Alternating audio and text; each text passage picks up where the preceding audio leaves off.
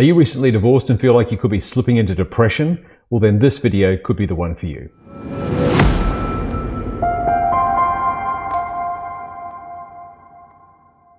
Welcome back to the Mindstrong Edge. In today's video, we have a letter from a subscriber, a gentleman in his late 40s, recently divorced after a long marriage, and he's feeling like he's falling into what he describes as depression. If you find anything from today's video useful, we appreciate a like on the YouTube channel. It just lets us know that what we're doing is appreciated, and also you can subscribe as well. And that way the system will automatically let you know when our next video comes out. We are competing today with the kookaburras outside. We are filming this in Australia, and for some reason they are particularly loud. So we'll crack on and hope that they don't interrupt us too much. He writes, "Dear Mindstrong Edge team, I hope this message finds you well. I'm reaching out because I've been struggling with something I can't seem to put into words with those around me. But I feel this space might be the right one to share." Well, thank you for taking a chance with us today. We'll do our best to have a read of what you've written and respond as best we can. Obviously, you're not in the room with us. This is not a counselling session per se, but we'll do our best with what you've written to us. He continues, "I'm a man in my late 40s, recently divorced after a long marriage. My ex-wife and I share custody of our 2 children, who are the light of my life and my biggest priority.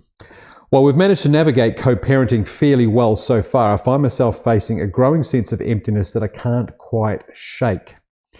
And I would put it to you and anyone else watching this video that is something that is very, very common with anyone, men and women, that have gone through divorce and coming out the other end of it.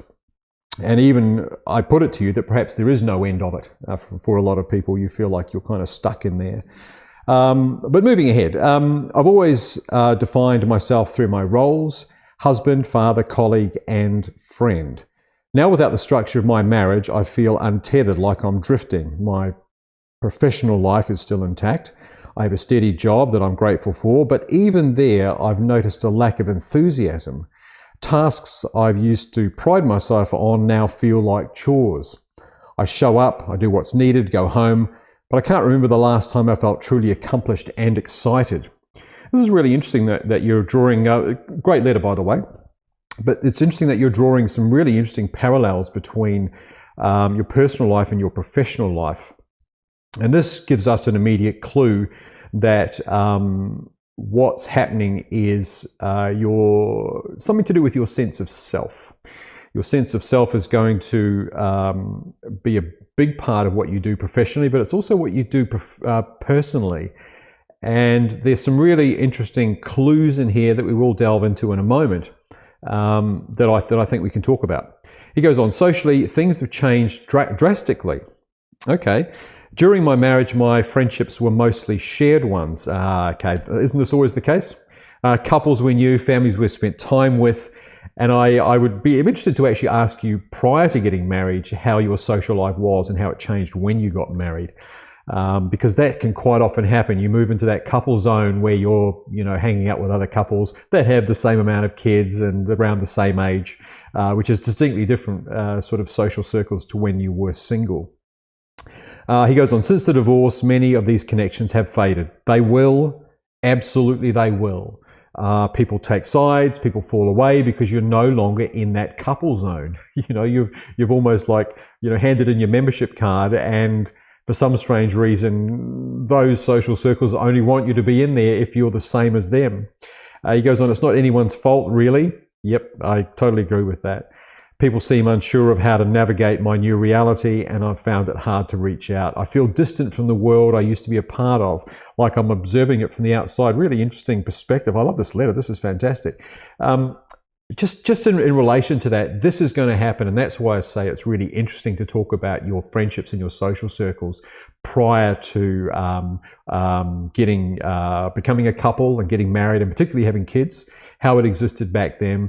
And particularly how you sustained those friendships when you did move into the married family realm. I put it to you and anyone else listening that it's very, very common that when you do become a family, particularly when there's children involved, that you will gravitate to others. It comes out of mothers groups, it comes out of social circles. I'm not sure whether you're religious here or not, but certainly if there's church involved or some other group like that, it's going to be an amazing opportunity for you to meet and talk to other families. And this is, and I think if you're really honest about it, you'll realize that yes, it is a social circle, but it's also a community support mechanism. And that's why we find so much comfort to it. We sort of go, oh my goodness, these other people, they're going through exactly the same as me with their kids, or I might have a problem with one particular child and I've got someone to talk to about it. And it's fantastic, but it's a very, very different social construct to what you would have had when you were single. And now, even though you still have the children, your social or your family dynamic has changed such that I mean, it's very extremely common, but it's still out of place when you consider those friendships and those social circles that exist around the intact family. You know, mum, dad, and the kids, and that's how we meet other mum, dads, and the kids. So it's not uncommon at all. I think it's something that is almost inevitable in a lot of cases that this kind of change will happen. He continues, this disconnection from friends and the loneliness that comes with it have been the hardest for me. I've always been the type of person to enjoy a good laugh over a drink with mates or to show up for a game of cricket or football. Okay. But now I hesitate to join in. I worry I'll be a burden and simply won't fit in anymore. And again, this is where we would ask the question about when you say something about cricket and football. I take it from that you're a sporting person. You've had some good mates in the past. How did those friendships continue when you got married, and how much maintenance did you put into those particular friendships when you were part of the family construct? And just sort of draw a distinction between the two. It's very easy to put it all in the one group and go, oh, people have deserted me, or at least my family friends have left, and sort of extrapolate that out to all my other friends as well. Well, they mustn't be interested as well. So there's a bit of a trap there in that you can put everyone in, and a lot of guys go through this. We'll talk about more particularly why men go through this sort of thing.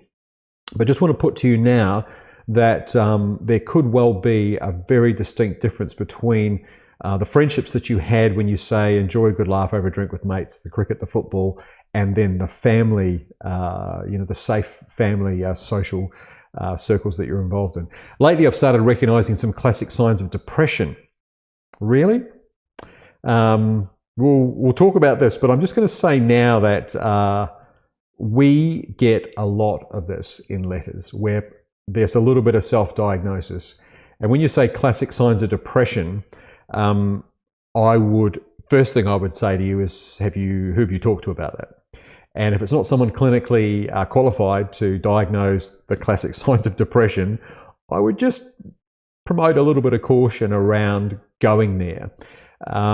Depression is very easy to misdiagnose, and I'd just say just put on the brakes a little bit around that one until you've had a chance to talk about it.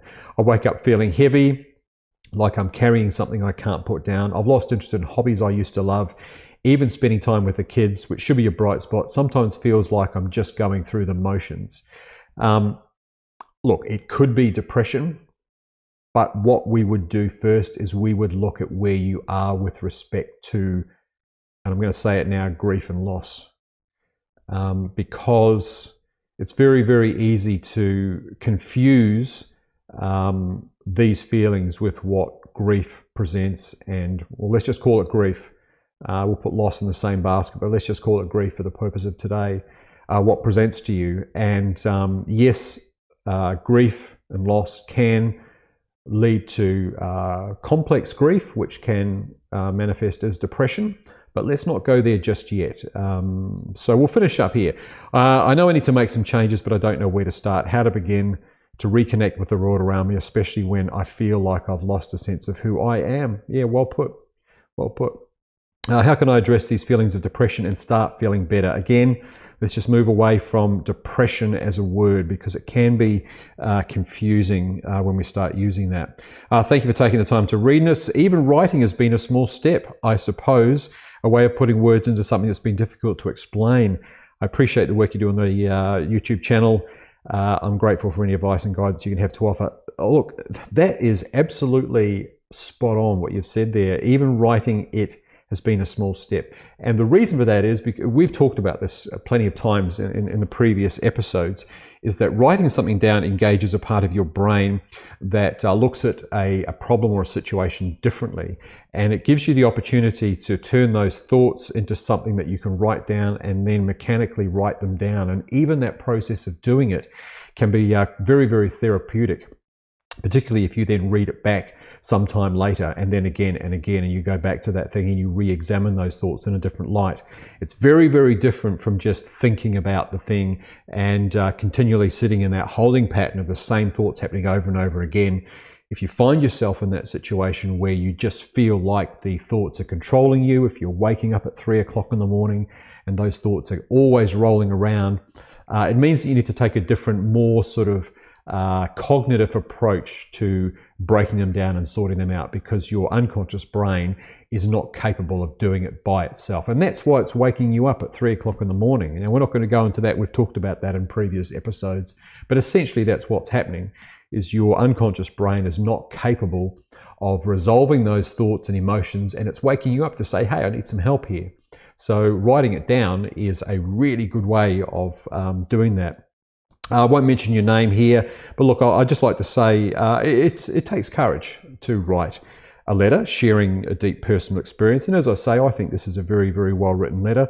We actually get a lot of letters from men, which is, I'm not going to say it's surprising, I say it's very encouraging actually, where men, just in the process of writing something down, and I imagine that on your keyboard, you've probably gone back and rewritten a few things when you look at what you've written. Just in itself is a great exercise in just getting those thoughts down. What you're feeling, I think, is very, very valid. This is something that we see a lot of. Many men in exactly the same situation, finding exactly the same challenges. And it's actually very, very basic. It's not complex. It's at the sort of low level of grief and loss that we're going to talk about.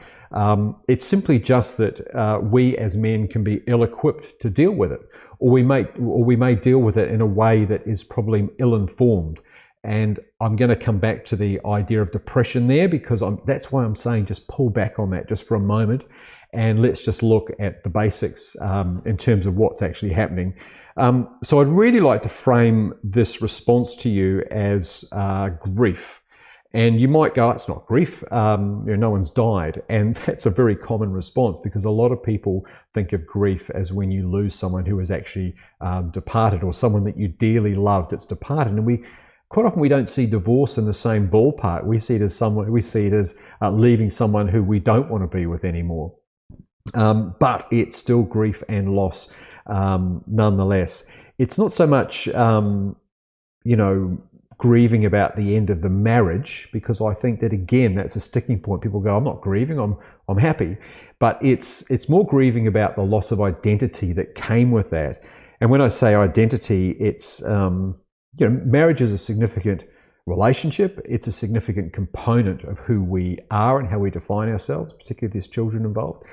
And again, this is why I'd asked you about those friendships that you have in your social circles, because again, we identify ourselves by our social environment and the people that we gravitate to. And if those people were there because of the family construct that you had and now you don't, then there's every chance that what you've lost is a sense of identity for yourself, right? I just want to say that again, I think what we grieve as men, and also as women as well, but I'm just taking this from a male point of view today, is that loss of identity. And it is grief.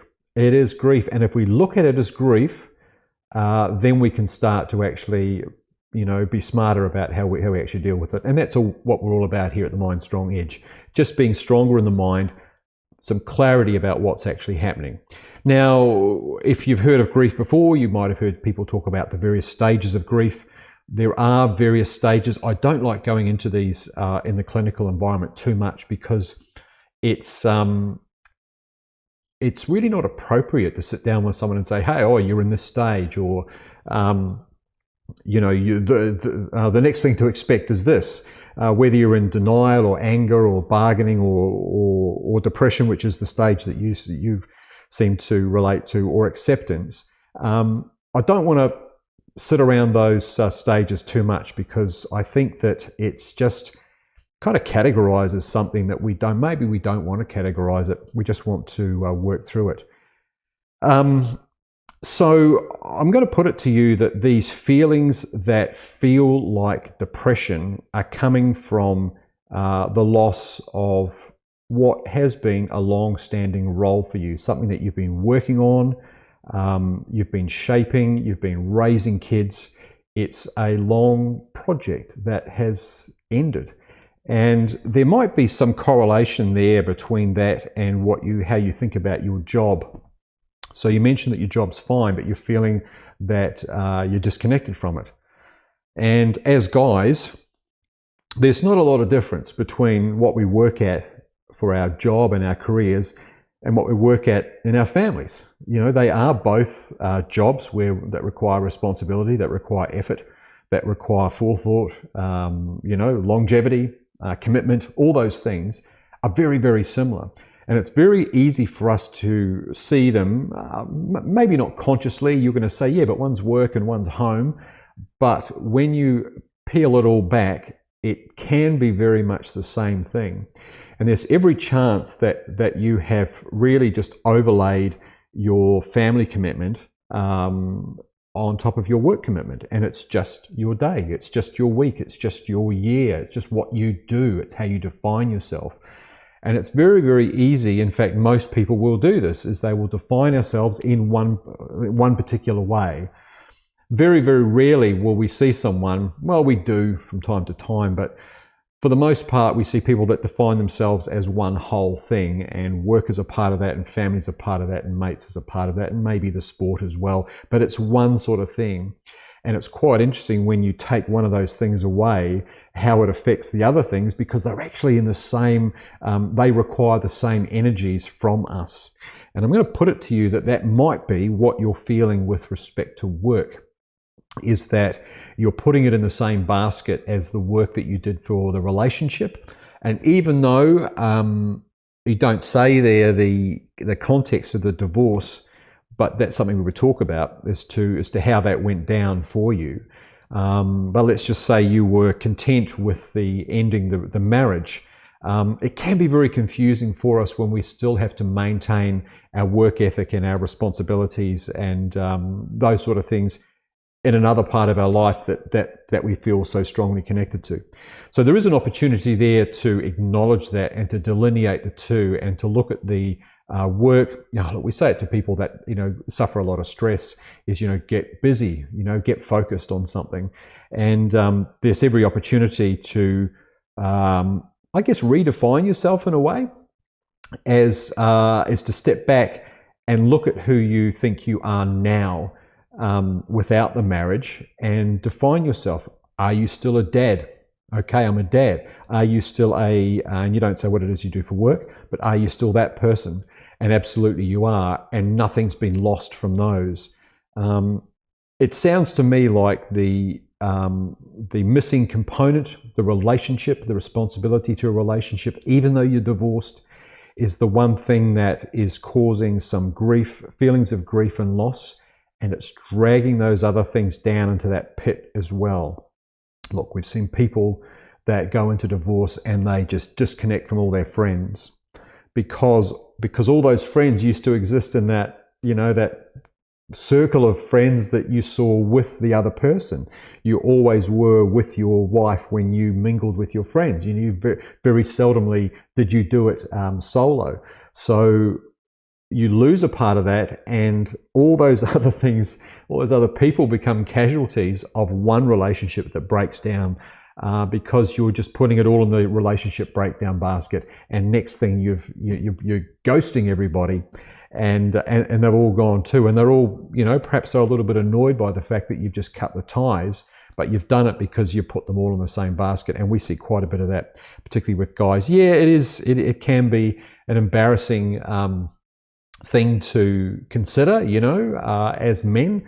We've lost, or we could also feel that it's a reflection of us and that it's a failure. and it's how, but we need to deal with that feeling and not, take all the casualties with us in the process. So I would encourage you to redefine yourself. Not in a way that dismisses the pain or the loss, but in a way that enables you to step forward.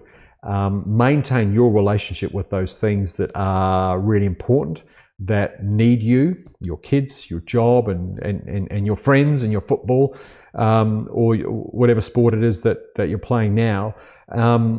And just sort of reflect on some of those personal values and interests and aspirations that you still have before you've really given up on them. You can see there's a difference here. You don't want to give up on your interests or what you aspire to be just because you've lost something that was so defining in your life. So one of the, sometimes when we get married, we get hooked up as guys. The whole idea of the roles of marriage, they kind of overshadow everything else. We kind of put them on the back burner. Oh yeah, I was doing that before I got married. I stopped doing that when I had kids. At that point we redefined ourselves as a husband, maybe as a father. Now is a chance to redefine yourself back again. Look at what your core values are as a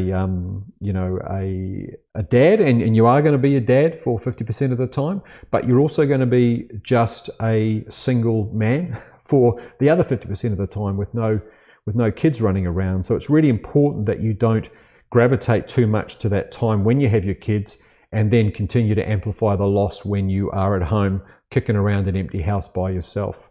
You really need to come back to that. Who am I? And what am I going to be? What do I want to be? And how do I maintain those connections? So look, first thing is to acknowledge the fact that it's an awkward spot. It's an awkward spot for guys. We deal with it in different ways, and we talked about that. But one of the things you can do is just to take some small steps. Reinitiating those contacts with your mates, the people that matter to you, whether you were married or whether you were single, they are the people that matter, and value those friendships, whether that's a group or it's just an individual. Think about the value of that, the value of keeping those friendships alive. If they're thin on the ground, then you can always look at communities, and there are support groups.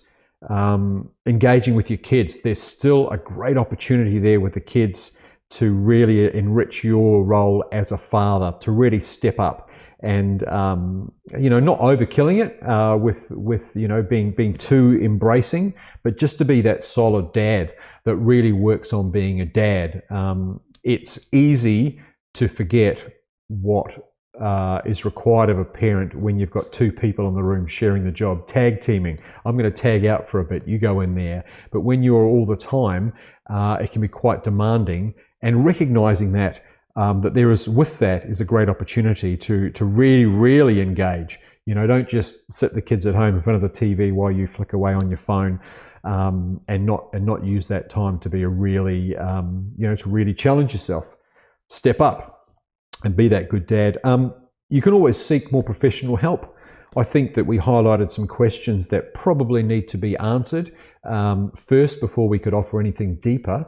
I'd like to understand more, as I say, about how you first got together, the nature of your divorce and how it went down. I think it's important to understand. I'd like to know what you did for a job, certainly the age of your kids and where they're at. All interesting, they're all very, very valuable pieces of information for someone that might want to sit down and talk to you about this sort of stuff. It's fine that they're not in the letter. I don't expect that. But I just want to reassure you that reaching out, what you've done here and what you can then do, maybe with a counsellor. You don't need to go too deep. I would recommend just a counsellor, someone that you can just bounce some ideas off and just get some context around the discussion. Would be as much a sign of strength as it is for what you've done in writing this letter. Again, you've written it down, and I think as you finished in your letter, you recognise the value of doing that. And I think that with some of the ideas that we've just thrown around today, rewrite some stuff down. We would recommend journaling, writing a notebook, daily journal just of your thoughts, simple stuff like, what happened, what did you think about it, what did you do? Really, really basic sort of stuff just for you. It's the sort of thing you could take with you if you like when you go and see somebody, or you could just use it as a way just to, diffuse those thoughts, put them down, and get a chance to maybe read them again in a different light and see that, maybe it's not depression. Maybe it simply is just, some stage of grief where you are mourning the loss of your sense of identity, which had become very, very strong over the years. We always say self-care. We always say that it goes without. Well, I was about to say it goes without saying, but I think it needs to be said that self-care is really important. Particularly if you're looking after the kids now for 50% of the time, you need to be on your A game physically. And the one thing you can do there is to really look after yourself first. Your health, physical activity, your maintaining your fitness. Look, even just going for regular walks just to exercise the mind as well while you're out and about and improve your mood. It will do wonders for your overall sense of well-being, is just to not let yourself go anymore. See what I mean? I mean, if your sense of identity is starting to go down the gurgler and it's taking some other things with it, then there's every chance it's actually going to take the fundamentals of you with it as well. And you don't want to let that happen. You don't want to let that sort of self-doubt and those things which are good about you get drawn down there as well. So that's why refocus on yourself, recognize those things that are still good, where you are still needed, and keep those things alive, almost quarantining off the loss and just looking at the loss for what it actually is, which is the loss of that partnership. You put a lot of work into it. You could even view it as if you retired that part of your life. It's a chapter that is now closed, but there are new chapters that are still being worked on and new ones that you can still explore. Mindfulness and meditation, a bit of that never goes astray. But I'm just going to finish by saying that this is very, very normal. Very normal for guys.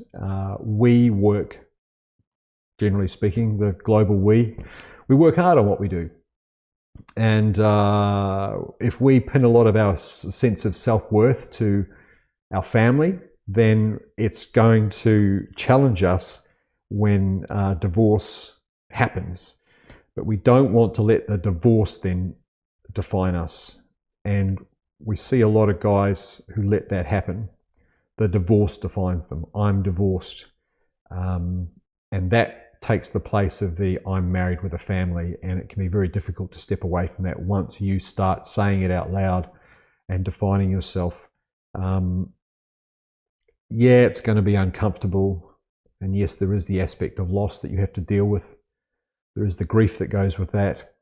Just be careful about the depression thing, okay?